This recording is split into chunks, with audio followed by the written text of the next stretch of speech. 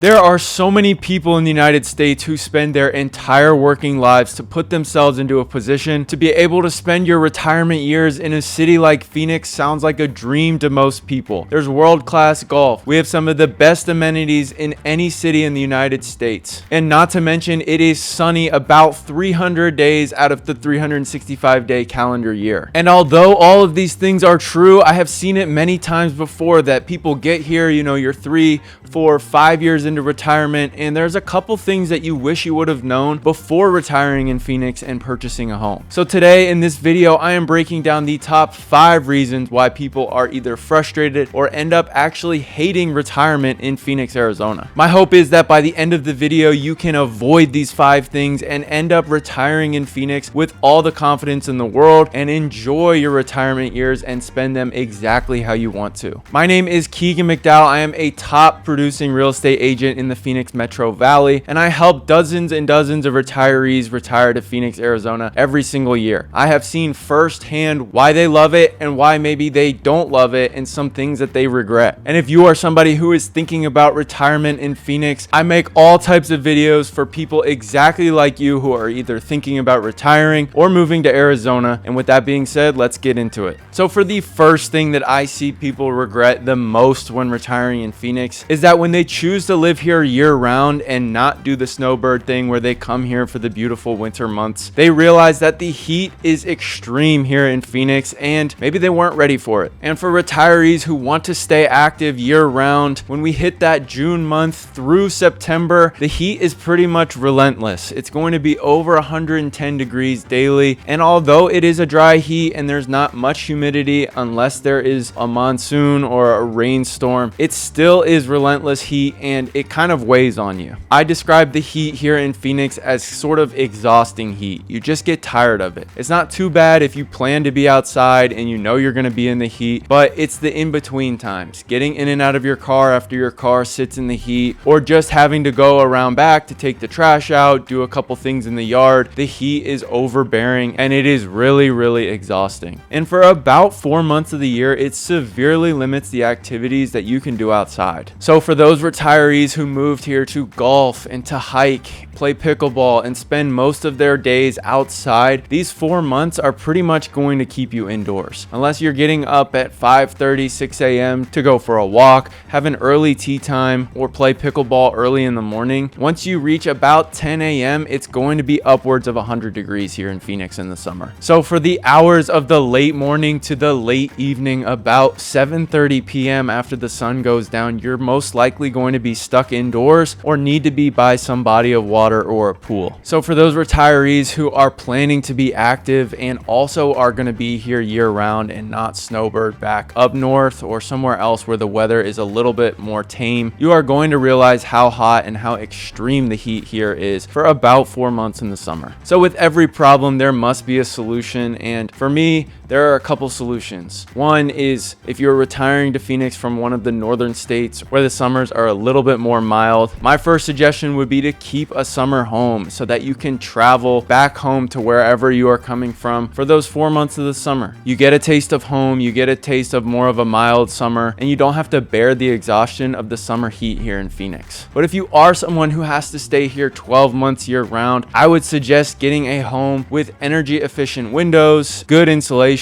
and making sure that the HVAC unit is in good working condition, or even purchasing a new one for your home. This is going to keep your house cool and comfortable in the summer months, and also keep your electric and energy bill costs down during the 4 months of the summer. The next solution that I would give is to plan your travel for these summer months. In my opinion, planning your travel for the summer months in Phoenix is the best way to escape the summer heat. You're here for 2 or 3 weeks at a time, you go on vacation for a week, or you go visit family for a week here and there, and it just makes the summer months fly by, and before you know it, we're back into the good weather of the winter months right around October, and it's not as bad as spending 4 straight months here in Phoenix in the summer with heat up to 110 degrees. And the last solution that I have is just embrace the early bird schedule that a lot of people have to adopt here in Phoenix in the summers. If you are a golfer or a pickleballer or a hiker, plan to do those things early in the morning. In my opinion, the mornings aren't too bad. The asphalt and the concrete has had a chance to cool off overnight, and it's really not too much of a pain to do outdoor activities when it's early in the morning before the heat really rises. I also have a free 55 plus community guide that just outlines everything about moving and retiring here in Phoenix. If you are interested in this, call, text, or email me and I'll send that over to you free of charge. The next reason why some people end up hating retirement in Phoenix is just because of the layout of the city. Phoenix is a massive sprawling metro area and it's really spread out. And a lot of people that are moving from out of state are using online maps to see what's close to them and what's around them, and something that looks like it can be close on a map when you actually get here can be upwards of a 15 to 30 minute drive, especially during the traffic hours or if you are making a drive that cannot be driven on one of the highways here in Phoenix. Retirees who are used to small towns from where they are coming from, where you can walk everywhere or it's just a short drive, is something that they have to get used to when they move to Phoenix. This is something I often see retirees getting frustrated with, and that there is a reality that you have to pretty much drive everywhere here in Phoenix. If it's a commute here to your favorite restaurant and a commute there to the doctor's office, or if you have a friend who lives in the East Valley and you're on the West Valley, these daily commutes can really add up and frustrate retirees who don't want to make these commutes, especially in a busy city like Phoenix. This can make the city feel a little bit less accessible and a little bit more isolating than maybe they want. So I always recommend that when you are moving and retiring to Phoenix, that you choose the community that you want to spend the majority of your time in. You don't want to get into a community that you end up regretting getting in, and then you end up spending all your time in Phoenix outside of that community, which just adds to the daily commutes. Prioritizing your neighborhood and your community and the amenities that they offer is going to be vastly important when making your move to Phoenix. And if you are someone who knows you're going to have frequent doctor's visits, I always recommend finding the doctor that's right for you and then choosing a community that is going to make those visits very convenient for you. Understanding your priorities and the things you're going to get into here in your retirement years before you get here will help you choose the right community and limit frustration in the future for the amount of commutes and driving you'll have to do when you get here. The next reason why I see a lot of retirees hating their retirement years here in Phoenix is just the isolation and the social scene in the communities that they choose. The peaceful resort style living a 55 plus community can offer you can be a dream, but it also can turn into a bit of isolation if you don't make the necessary connections inside of your community that you need for living socially. Retirees that are moving here from an established social network or a town where they have a lot of good friendships and a lot of good relationships, it can be hard to start over when you retire here in Phoenix into a brand new community. So without intentional effort, I see it a lot that retirees make it hard to find new friends and make connections within their community, even when that community has endless clubs and events on the social calendar all year round. So if you're somebody who's thriving for social connection and want those relationships and want that network, I always advise my clients to get involved early. The earlier you start, the better and closer friendships you'll be able to make with the people in your community. One thing that the 55 plus communities here offer, and which are so good for retirees, are just the natural connections you can make with planned events. Golf tournaments, pickleball leagues, book clubs, card games are just new ways that you can dive in and try to create these relationships as you move into a new community. You want to find a community that offers the things that you're interested in, and you're going to be around like-minded people and people who want to do the same thing as you. And the last solution that I have on this topic is just planning a weekly routine that gets you in a habit of connecting with other people. Seeing new people consistently and connecting with the same people over and over again is going to breed natural relationship and fight isolation that can come with living in a new city. And the fourth reason why people end up hating retirement in Arizona is because of the surprises in maintenance that come about. Your car, your house, everything deteriorates faster with the summer heat here in Phoenix. And retirees that come from different climates often face unexpected costs and expenses from moving here to the desert. Newcomers don't realize that the sun is absolutely brutal on your roof, it's brutal on your car, and that your utilities and housing expenses in the summer can skyrocket. It's very dusty here in the valley, and things like your landscaping or outdoor furniture can tarnish a little bit quicker than you would expect and you might not be ready for. Before you buy a house here, it is extremely important to make sure the roof and the HVAC system is up to date and working extremely well. Our air conditioning units here in the desert go much much quicker than other spots in the United States just because of the heat and how hard they have to work every year. Knowing what to expect and having a budget for some of these extra costs is going to be very important when you're a retiree moving here to Phoenix. And the last reason why some people hate retiring in Phoenix is just because of the sameness of the Master Plan 55 plus communities. And what I mean by that is, although they offer a lot of great amenities, a lot of them offer pickleball courts, tennis courts, and some of them even have a golf course, the uniform look and the aesthetics of the neighborhood and where you are spending most of your time can get monotonous and a little bit boring. Those retirees who want to put their feet up and live their retirement years in a resort style living situation can think this is what they want at the beginning of their retirement, but a couple years in realize they are bored and want to do something else with their retirement years. If you are in one of these Master Plan 55 plus communities, you can oftentimes feel disconnected and isolated from the unique cultural flavor that Phoenix has to offer. And you might start to miss the charm of an older neighborhood or the small town feel of which you came from. My suggestion to my clients who start to feel this way is to spend more time outside of your community. Find the different pockets in the city that you like to visit where they have good dining and entertainment options, and finding things that fit your personality. I also suggest to explore downtown and some of the downtowns